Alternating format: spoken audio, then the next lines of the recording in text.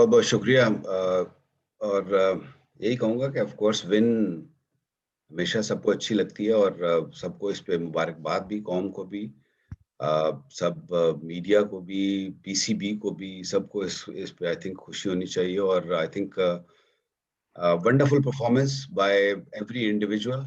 हर लड़के ने परफॉर्म किया, अ, हर सपोर्ट स्टाफ ने बहुत सारा परफॉर्म किया। उनकी परफॉर्मेंस कई दफ़ा शायद नज़र नहीं आती है, लेकिन I think credit goes to everyone.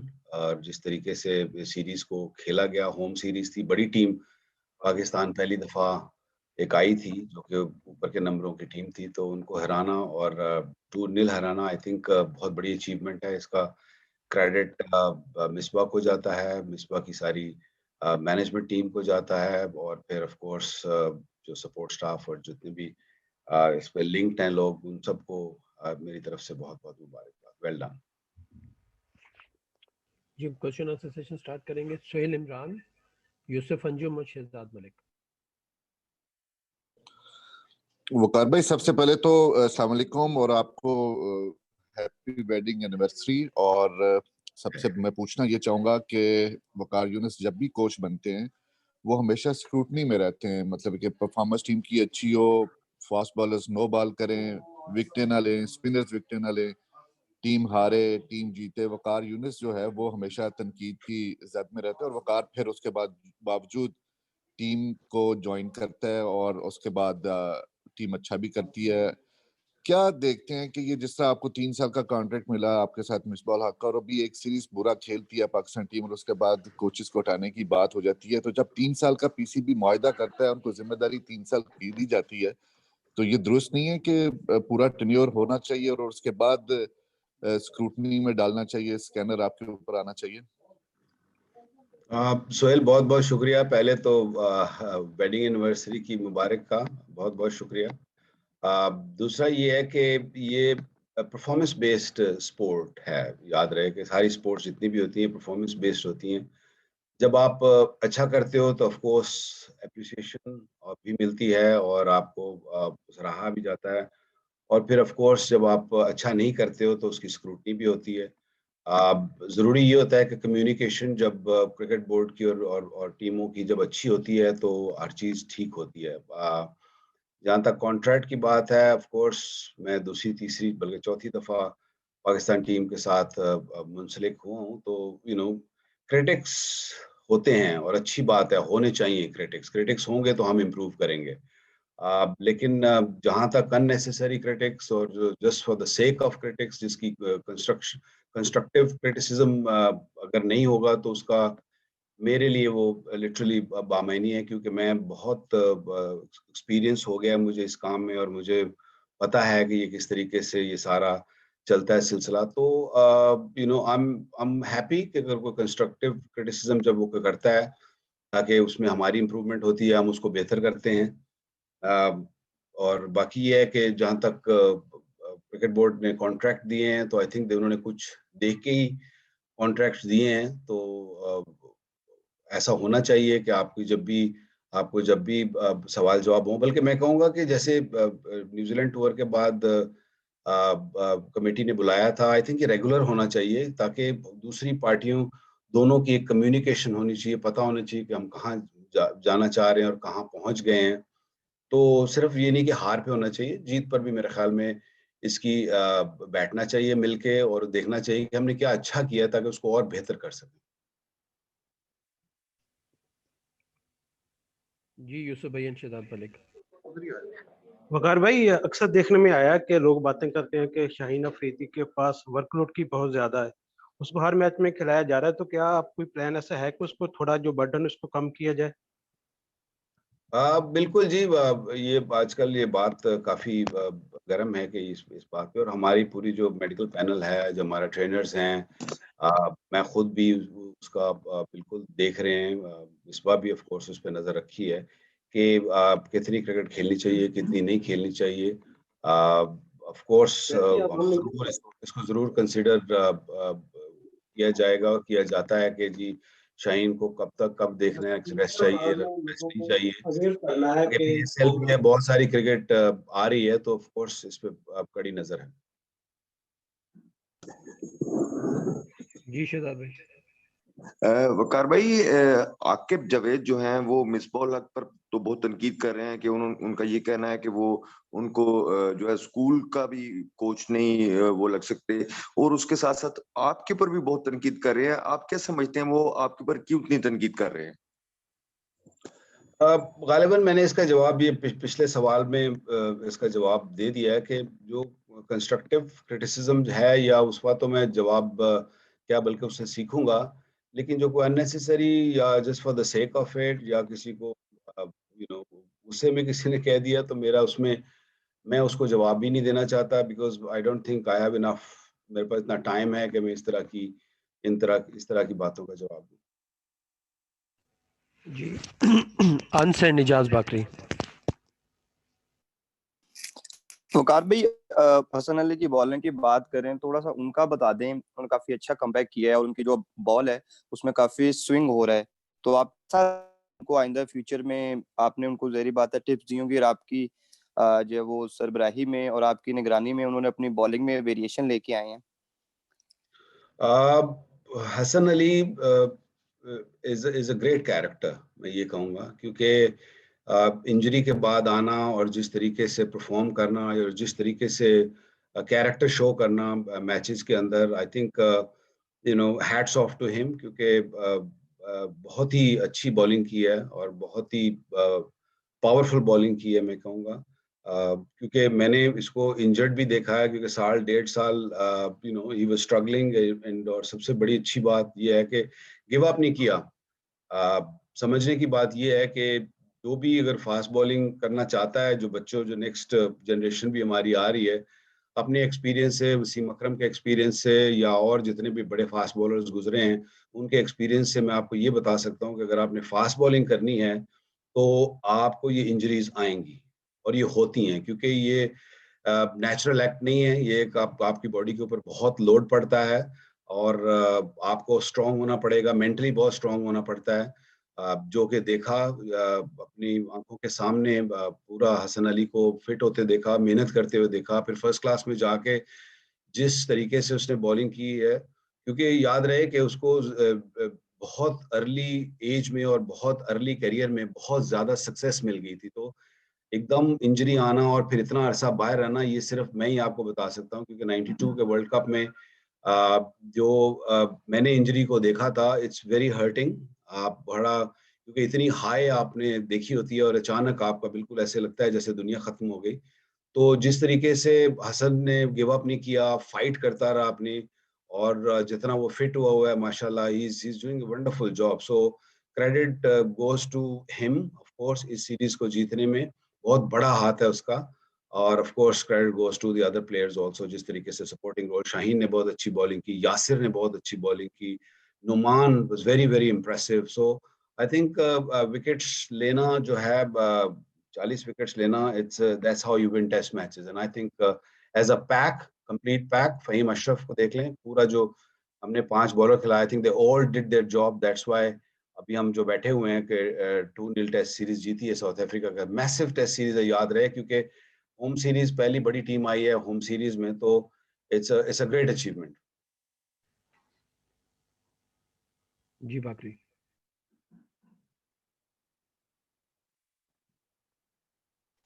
Thank Waqar you. भाई, इजाज, मेरा सवाल आपसे ये था, आवाज आ रही है?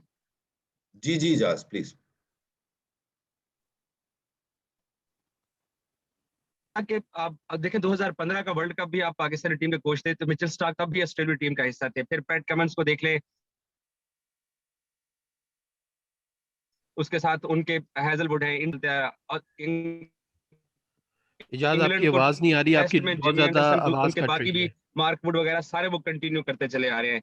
ट्रेंड, इजाज आपकी आवाज ब्रेक हो रही अब है। आवाज आ रही है? जी अब आवाज ठीक आ रही है? जी जी बोलिए अब इजाज आवाज प्लीज। ठीक आ रही है मेरी, जी वकार जी भाई? प्लीज इजाज प्लीज बोलिए। मेरा सवाल आपने सुन लिया होगा, मेरा सवाल आपने सुन लिया होगा कि नहीं सुना ना, दुनिया की सुनो तो जितनी कह भी रहे हैं टीमें हैं कि उनके आवाज जो, कट रही। मैं कह रहा था कि Australia, India, New Zealand, south Africa, जितनी भी टीमें हैं उनके जो बॉलर्स हैं वो तकरीबन 2015 वर्ल्ड कप के बाद के बॉलर अभी भी चले आ रहे हैं। मतलब उनको छठा सातवां साल है तमाम टीमों के 3-3 बड़े बड़े बॉलर्स को। अब हमारे यहाँ चले ठीक है, आमिर ने टेस्ट क्रिकेट छोड़ी, वहाब ने टेस्ट क्रिकेट छोड़ी, लेकिन दोनों T20 सीरीज का हिस्सा नहीं है। और हम लोग अब शिफ्ट हो गए हैं हारिस पे, शाहीन पे, नसीम पे और अब नए बॉलर्स के ऊपर। तो अभी साउथ अफ्रीका से हम T20 सीरीज खेलने जा रहे हैं, फिर इंडिया में वर्ल्ड कप भी है। और आपको याद होगा 2016 के वर्ल्ड कप में आप हेड कोच थे, जब आपने रिपोर्ट भी लिखी थी, अफरीदी कप्तान थे हमारी इंडियन कंडीशन में, हम लोग सेमी भी नहीं पहुंच सके थे। सो हमारे बॉलर की जर्नी 5 से 7 साल की भी नहीं रही है आप वकार भाई। तो आगे आप कैसा देखते हैं? अगला वर्ल्ड कप भी है, फिर T20 वर्ल्ड कप भी है। जर्नी 5-7 साल की से ज्यादा होती है, ऐसा नहीं है कि नहीं होती है, और इंशाल्लाह होगी आगे भी। जितने भी फास्ट बॉलर आपने गिनवाए हैं, याद रहे कि ये सब इंजरीज से होकर आए हैं, जिनमें आपने कमिंस का भी नाम लिया, आपने बुमराह को भी देखा। आप देखते हैं कि इंजरीज होती हैं जिसकी वजह से प्लेयर्स समटाइम आपको टाइम चाहिए होता है फिटनेस का, रिहैब का। तो रिहैब के बाद आप दोबारा आते हैं, परफॉर्म करके आते हैं। जिस तरीके से आपने हसन को देखा, उसने जिस तरीके से परफॉर्म किया और वापस आया और इंटरनेशनल लेवल पे भी उसने परफॉर्म किया। तो ये एक सर्कल है जो कि चलता है। और लोग आते हैं, सारी जिंदगी वसीम अकरम भी नहीं रहा, वकार यूनुस भी नहीं रहा, शोएब अख्तर भी नहीं रहा। तो प्लेयर्स आते हैं, परफॉर्म करते हैं, और फिर नेक्स्ट जो प्लेयर्स आते हैं उनको उनको जगह दी जाती है। तो ये एक सर्कल है। I think Pakistan over the years बहुत अच्छा परफॉर्म किया है as a fast bowling units. और अच्छी बात यह है कि अब क्रिकेट क्योंकि पाकिस्तान में वापस आ गई है, तो आप देखेंगे कि इन्हीं फास्ट बॉलर्स की परफॉर्मेंस बेहतर से बेहतर होती चली जाएगी। जी, Azhar Masood, Usman and Hafiz Shahbaz.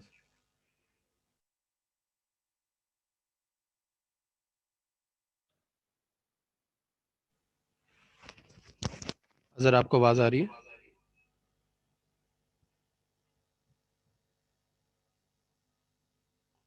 Okay, Usman and then हाफिज शहबाज। अच्छा वकार भाई, पहले तो आपको बहुत बहुत मुबारक हो कि माशाल्लाह होम ग्राउंड के अंदर आपने साउथ अफ्रीका को हराया 13 साल बाद। और आप क्या समझते हैं कि ये मौका है अपने नाकदीन को चुप कराने का, जो इससे पहले सीरीज के अंदर जो है आपके ऊपर तनकीद करते रहे कि आप जो है सही तरह बॉलर्स को सिखा नहीं पा रहे? तो क्या ये वक्त आ गया है कि उन्हें जवाब दिया जाए, या अभी T20 सीरीज का भी इंतजार करना है? किसी को जवाब देने की जरूरत नहीं है। हमारा काम है, हमारा पैशन है ये हमारा, और हम चाहते हैं कि पाकिस्तान जीते। ना सिर्फ मैं ये चाहता हूँ, बल्कि जो भी इसको क्रिटिसाइज भी करते हैं, उनका भी दिल यही चाहता है कि पाकिस्तान जीते, पाकिस्तान का नाम आगे जाए, रोशन हो। तो हम सब इसी काविशों में, किसी को नीचा दिखाने का यहाँ हरगिज भी मकसद नहीं है। सिर्फ ये है कि पॉजिटिव थिंकिंग रहेगी हम सब की, तो इंशाल्लाह आगे टीम टीम की बेहतरी ही आएगी। जहाँ तक T20 है, ऑफ कोर्स फोकस हमारा भी टेस्ट से हट के T20 पे आ गया है। नया ग्रुप आया है, नए लड़के हैं, यंग लड़के हैं। इंशाल्लाह आप देखेंगे कि ये भी बहुत अच्छा परफॉर्म करेंगे, क्योंकि जो आप जब टेस्ट मैचेस जीतते हो तो एक लीड आपको एक नई जान फूंकती है दूसरी फॉर्मेट में भी। तो मुझे उम्मीद है कि T20 में भी आप देखेंगे कि पाकिस्तानी टीम बेहतर परफॉर्म करेगी। और बहुत बहुत शुक्रिया आपका, आपने मुबारकबाद दी, और आपको भी बहुत बहुत मुबारक। जी, हाफिज शहबाज, देन कादिर ख्वाजा और बिलाल। अस्सलाम वालेकुम वकार भाई, पहले तो मुबारक हो। एक बड़ा खासा शुक्रिया मुश्किल सर, टाइम था कि बहुत सारा इतराज़ात, बहुत सारी बातें हो रही थी कि जी शायद आप लोगों के लिए आखिरी सीरीज है, आप लोगों का इम्तिहान है, बहुत कुछ कहा जा रहा था। एक तो ये बता दें कि ये कितना हर्टिंग होता है, हम अगर पिछले 20-25 साल से क्रिकेट को देख रहे हैं, उससे पहले से, कि एक सीरीज हारने के बाद फौरी तौर पर क्रिटिसिज्म शुरू हो जाता है, फिर एक ग्रुप कहता है जी निकाल दें, रख लें। एक तो ये कितना मुश्किल होता है। दूसरा, जिस तरह हसन अली ने कमबैक किया, और हमने देखा है कि हसन का वाहिद बॉलर था पाकिस्तान में जिसका रेगुलरली रिवर्स होता हुआ देखा बॉल, बाकी बॉलर का उस तरह बॉल रिवर्स नहीं हो रहा। तो बाकी T20 सीरीज भी आ रही, तो क्या फ्यूचर प्लानिंग हम उनके साथ करेंगे? देखिए, हम इमोशनल कौम हैं, इमोशनल लोग हैं। मैं खुद भी बहुत इमोशनल हूँ। कई दफ़ा मैं कुछ चीज़ें कह जाता हूँ। तो ये है कि इमोशंस में आके तो कई दफ़ा लोग कुछ बोल देते हैं जो ऑफ कोर्स हर्टफुल होता है, लेकिन ये है कि उनका मुझे उम्मीद है कि डीप डाउन उनका ये हरगिज़ मकसद और उनका मायने ये नहीं होते। वो हमेशा पाकिस्तान का अच्छा सोचते हैं, पाकिस्तान टीम का अच्छा सोचते हैं।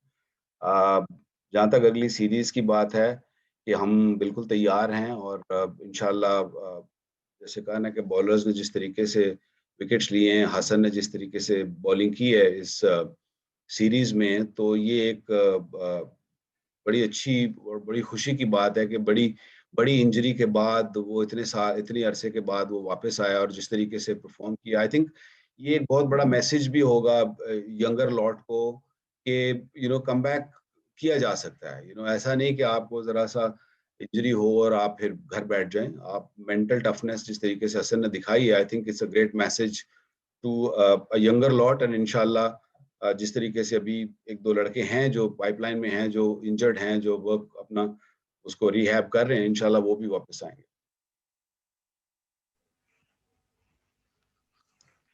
जी वकार भाई अस्सलाम वालेकुम।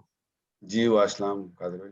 अच्छा वकार भाई, नेशनल हाई परफॉर्मेंस सेंटर के कोचेस हमने देखा कि कराची में उनकी खिदमात ली गई, आप लोगों के साथ उन्होंने असिस्ट किया, तो सर कितना हेल्पफुल साबित हुआ आपके लिए कराची में नेशनल हाई परफॉर्मेंस सेंटर के कोचेस? या कोई इनसिक्योरिटी होती है जब आप बॉलिंग कोच होते हैं और हेड कोच आपके पास होते हैं, तो उसके बावजूद पाकिस्तान क्रिकेट बोर्ड कोचेस की खिदमात लेता है, तो कितना वो थोड़ी सी दिमाग में आती है कि इनसिक्योरिटी हो जाती है कि यार ये कोचेस क्यों आए हैं? इतने सालों के बाद मेरा नहीं ख्याल कोई इनसिक्योरिटी होनी चाहिए या कोई इनसिक्योरिटी है। आई थिंक इम्पोर्टेंट क्या है, इम्पोर्टेंट ये है कि पाकिस्तान अच्छा करे और पाकिस्तान के लड़कों को बेहतर परफॉर्म करना चाहिए। उसके लिए अगर नेशनल एकेडमी से लोग आते हैं तो दैट्स वेरी वेरी गुड। मैं तो हमेशा ये कहता हूँ कि कम्युनिकेशन और ये कहता हूँ कि एक लिंक और ज़रूर होना चाहिए ताकि उनको भी बिल्कुल पता होना चाहिए, हाई परफॉर्मेंस सेंटर को भी, कि जो ऊपर जब लड़का आता है तो ऊपर क्या उनसे डिमांड की जाती है या उनसे क्या ऊपर चाहा जाता है। तो I think it was very fruitful उनका आना, क्योंकि उन्होंने बहुत सारा लर्न किया है। जैसे उनकी हेल्प हमें मिली तो उन्होंने भी बहुत लर्न किया कि यार जब लड़का हमने यहाँ से हाई परफॉर्मेंस सेंटर से ऊपर भेजना है तो उसके लिए ये चीजें दरकार हैं। तो it was more like a communicational tour for them to understand, to have understanding between the top coaches जो ऊपर इंटरनेशनल रन कर रहे होते हैं और हाई परफॉर्मेंस सेंटर का। आई थिंक कनेक्शन बहुत जरूरी है। I think that will that has helped and इंशाल्लाह आगे भी ये हेल्प करेगी। अस्सलाम वालेकुम वकार भाई। जी वालेकुम अस्सलाम।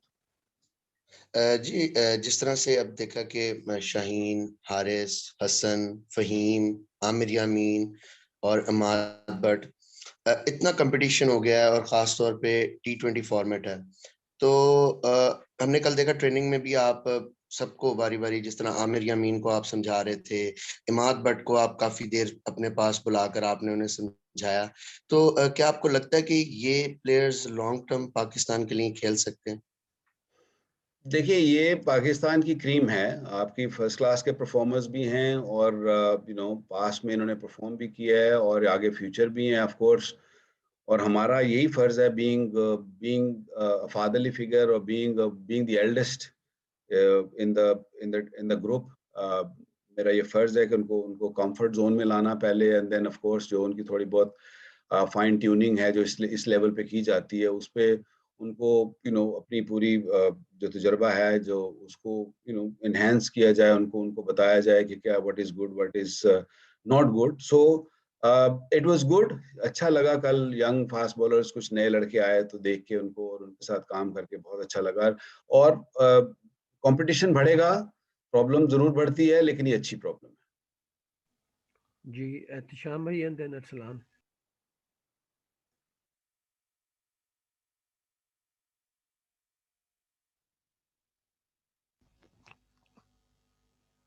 अच्छा भाई आपको आवाज आ रही है? ओके अरसलान आप प्लीज क्वेश्चन करिएगा। अस्सलाम वालेकुम वकार भाई। जी वालेकुम सलाम अस्सलाम, कैसे हैं आप? अल्लाह का। अच्छा वकार भाई ये बताइएगा, इस वक्त हम देखें तो पाकिस्तानी जो बॉलिंग लाइन है, फास्ट बॉलिंग लाइन अप है, वहाँ पे नो डाउट हमारे पास जो है एक इस वक्त लूप में काफी लड़के मौजूद हैं और प्लेइंग 11 में भी हमारे परमानेंट मेंबर्स शहीन शाह अफरीदी और हारिस रऊफ को हम देखते हैं T20 के हवाले से भी। लेकिन कुछ सीनियर्स बॉलर्स हैं जैसे जुनैद खान है, उनका हमें प्रोटेस्ट भी वर्ल्ड कप के दौरान भी देखने को मिला था, अभी PSL में भी उन्हें मुंतखब नहीं किया गया। तो उन बॉलर्स का जो है वो करियर कहाँ पे देख रहे हैं? क्या वो उनकी जो है वो पाकिस्तान टीम में वापसी हो सकती है? क्योंकि आमिर भी अब जो है वो टीम के साथ नहीं रहे। तो उन लोगों का करियर कहाँ देखते हैं जिनको अब PSL के लिए भी इवन मुंतखब नहीं किया गया? देखिए सेलेक्टर्स, आपको पता है कि 6 सेलेक्टर्स हैं जो रीजनल क्रिकेट को भी रन करते हैं, प्लस अब तो चीफ सेलेक्टर भी प्रॉपर वन मैन जॉब आ गया है। तो आई थिंक वो कड़ी नज़र इस पे रखे हुए हैं, वो ज़रूर देख रहे होंगे कि कौन से बॉलर क्या किस तरह परफॉर्म कर रहे हैं। ऑफ कोर्स फ्यूचर, जब तक आप खेलते हो, आप खेलते पाकिस्तान के लिए खेलने के लिए ही खेलते हो। तो अगर तो आपकी हंगर और आपकी ड्राइव है पाकिस्तान खेलने के लिए, तो आप फोर्स डोमेस्टिक क्रिकेट में अच्छा परफॉर्म करोगे, खेलते रहोगे, सेलेक्टर्स की नज़र में आओगे और इंशाल्लाह you will get picked. And और हम जो ऊपर कोचेस हैं, वी ऑलवेज वेलकम यू, जो भी सेलेक्ट होके आएगा, and we will try to get the best out of it. जी सबा, आप करेंगे।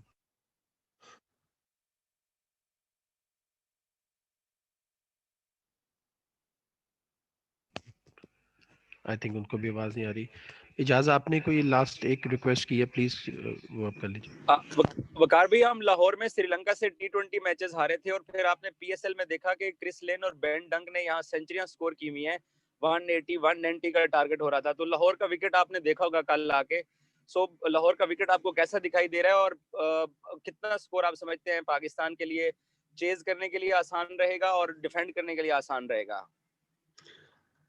T20 को प्रेडिक्ट करना बड़ा मुश्किल होता है और T20 की पिच को भी रीड करना आसान नहीं होता। शाम का मैच है, इवनिंग में यहाँ पे ऑफ कोर्स रन्स देखा है कि रन्स होते भी हैं, लेकिन वेरिएशन भी होती है पिचेस में। आपने ओवर द इयर्स आप एक मैच को ना नजर में रखें या एक सीरीज को ना देखें, ओवरऑल देखेंगे तो ये यहाँ पे जो भी एवरेज स्कोर है हम उस पर नज़र रखेंगे कि यहाँ कितना स्कोर चाहिए। बैटिंग अगर पहले करते हैं या बॉलिंग पहले करते हैं, जो भी होगा इन चीज़ों को इंशाल्लाह डिस्कस किया जाएगा और इसको मद्देनजर रखा जाएगा कि क्या इस पे किया जाए।